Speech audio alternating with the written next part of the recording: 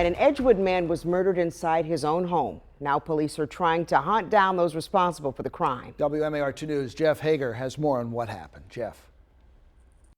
He loved his dogs, working on cars like this one out in his front yard, and 71-year-old Gerald Champ loved people. He would do anything for you. I mean, I come over here quite a few times and helped him up and this and that, and my then car broke and he gave me rides. But Champ's good-heartedness may have left him vulnerable. We've known him to be in contact with people of not such good character. Let's put it that way. Colonel William Davis of the Harford County Sheriff's Office says on Friday, deputies responded to Champ's home after someone found him suffering what they initially thought was a medical emergency. They later learned he had died from blunt force trauma.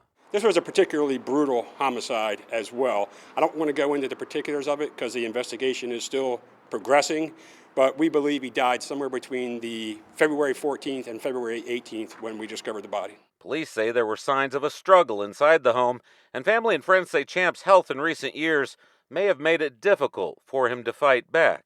I don't know who would do it. I just have no idea who would hurt a man like that. It appears the killer or killers stole small items from the house, and perhaps the biggest clue is the victim's SUV, pictured here, which is nowhere to be found.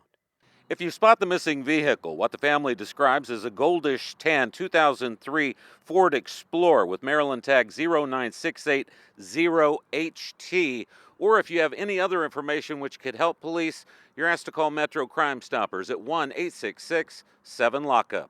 Reporting in Harford County, Jeff Hager, WMAR 2 News.